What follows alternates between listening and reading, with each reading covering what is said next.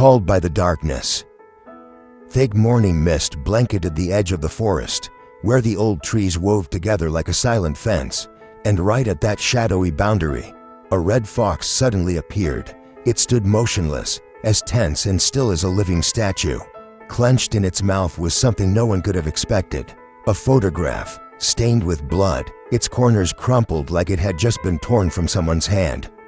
The air was filled with a chilling symphony, the wind howling through the abandoned cemetery across the road, branches cracking like the footsteps of something unseen. Then, all of a sudden, came a faint tapping sound, slow and deliberate, like someone gently drumming their fingertips against a car window. Sarah jolted upright. She sat frozen inside the car, heart pounding, eyes locked on the animal outside. The door swung open. Sarah stepped out, her shoes landing on the wet leaves still heavy with dew. The cold hit her immediately, sending a shiver down her spine. But her gaze never left the fox. It did not flee. Instead, it slowly lowered its head and placed the photo on the ground, then looked up at her. That stare, bright, unwavering, cut through the fog like a blade. For a moment, time seemed to stop. Sarah swallowed hard and took a single step forward. Her heart echoed with slow, thunderous beats. Why was this creature here, at this exact moment, and why was it carrying a bloodied photograph? In the eerie silence of the forest at dawn, a question rang out in her mind like a solemn vow. Why would a fox be carrying this photograph, and whose blood is this? A sign that cannot be ignored. At first, Sarah told herself it had to be some kind of sick prank. Maybe someone was trying to scare her, slipped the photo into the fox's mouth and chased it onto the road. That thought flickered like a weak candle of comfort, but as she crouched down to pick up the photo, dread began to seep in, cold and sharp like mist soaking through her coat. The photo trembled in her hands. In the dim light, the image slowly came into focus. A little girl, about 7 years old, with shoulder-length brown hair, standing in front of a small wooden cabin on the edge of the forest. Her smile was faint, like it had been pulled away from her face by something unsettling.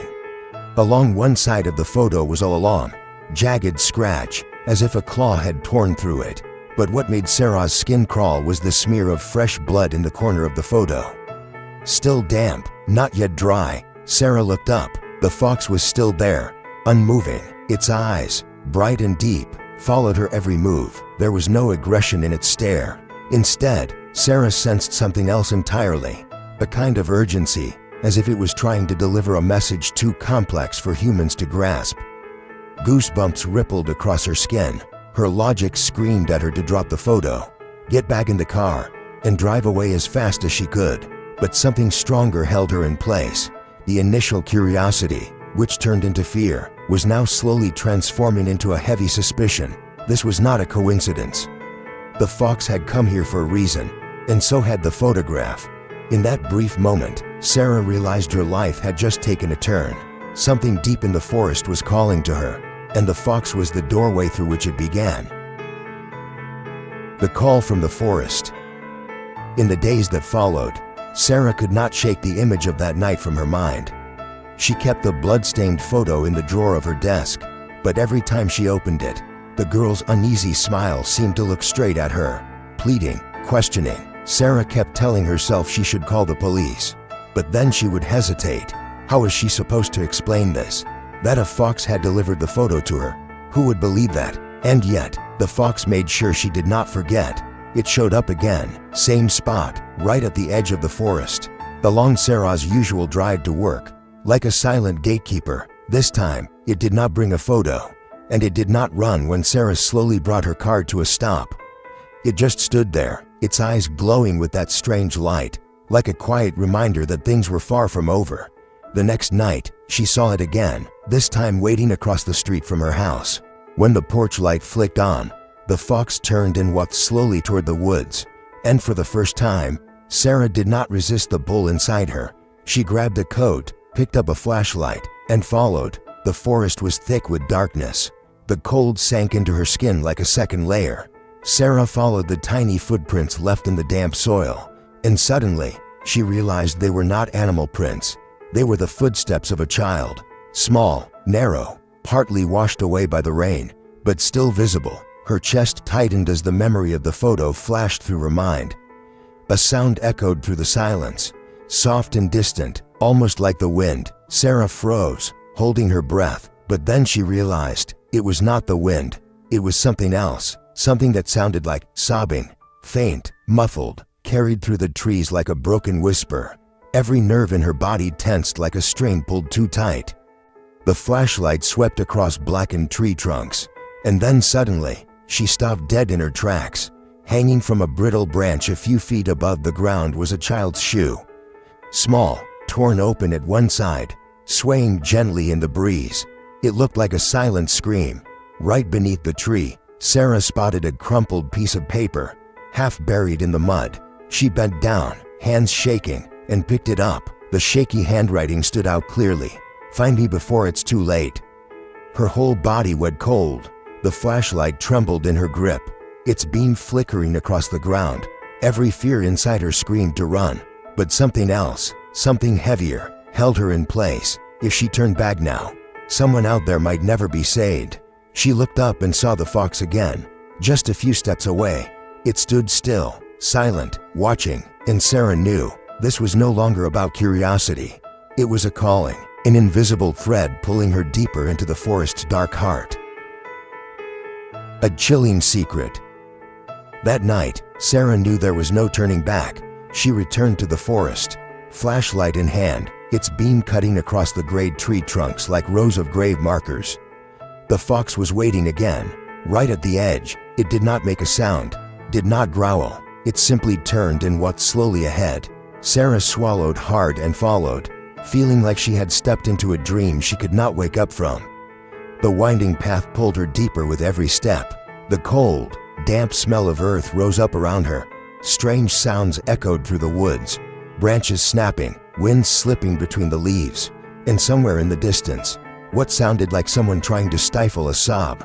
Sarah quickened her pace, her heart pounded, her breath grew short. Then suddenly, it appeared, a small wooden house, barely standing among the trees.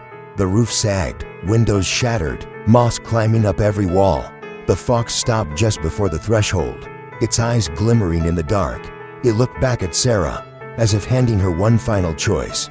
She trembled, her hand clenched the flashlight tighter. The rotting door was slightly ajar.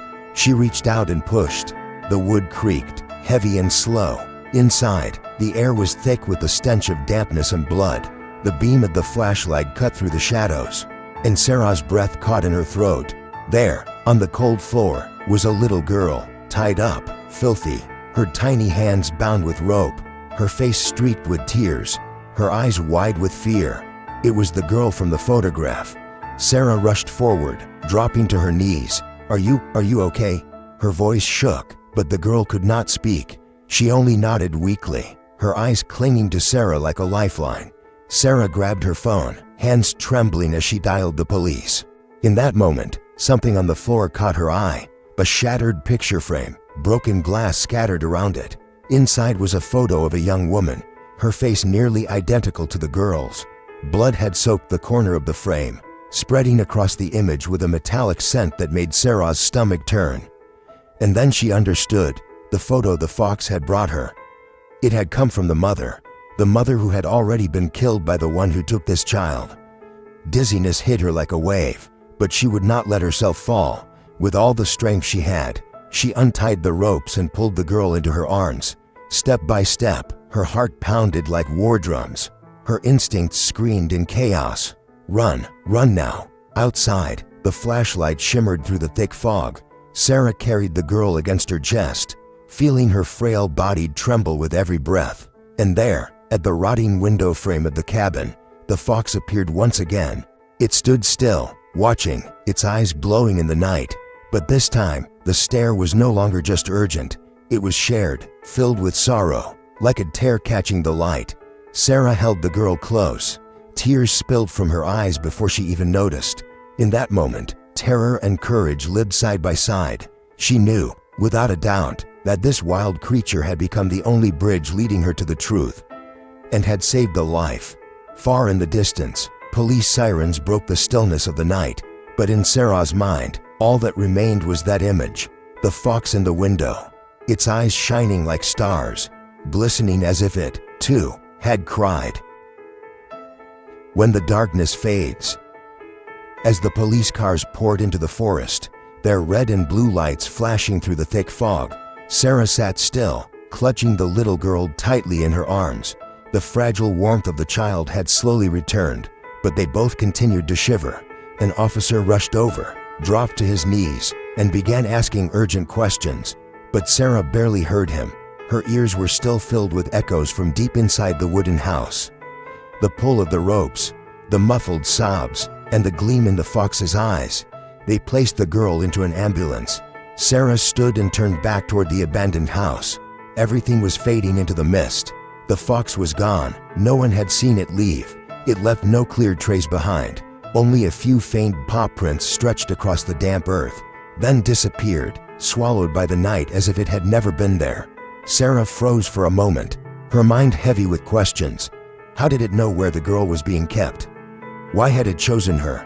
Out of all the people in the world, questions without answers, yet they echoed loudly in her thoughts, like secrets nature had no intention of revealing. The police searched the cabin and uncovered clues about the kidnapper, but still could not track him down. Sarah watched them work, but her gaze drifted toward the thick forest in the distance. The darkness still churned out there, like a living thing, hiding everything that had yet to be told. The girl had been saved. Sarah knew her life would forever be tied to that night. The night a wild creature broke the boundary between humanity and nature to lead her to the truth. A strange, overwhelming sense of gratitude stirred in her heart, not just for life, but for the fox itself, that invisible savior who had vanished into the mist. Nature's whisper. In the days that followed, Sarah often found herself returning to the edge of the forest. Every morning, when the mist was still thick, she would stand there for hours in silence, hoping to see those glowing eyes once more. But the fox never came back. It vanished like a ghost, leaving behind an emptiness that nothing could quite fill. Even so, Sarah no longer looked at the forest the same way. What had once been a symbol of fear and darkness had now become something sacred, a place filled with meaning. She realized that salvation does not always come from people. Sometimes, it is the wild things, the ones we see as distant or dangerous, who carry within them a quiet, mysterious instinct, one deeply tied to life and compassion. That fox had not been a predator. It had been a guide, a keeper of secrets, and a guardian she would never meet again. Its eyes, those glistening, misty lights, were forever etched into Sarah's memory, and whenever she thought back, it felt as though nature itself was whispering to her, even in the thickest darkness. There is always a light, and sometimes that light comes from where we least expect, from the very creatures we overlook, silent but far more kind-hearted than we could ever imagine. That night, Sarah had learned something she would never forget. Humans are not always the source of rescue. There are moments when nature reaches out, whispers gently, and shows us the way.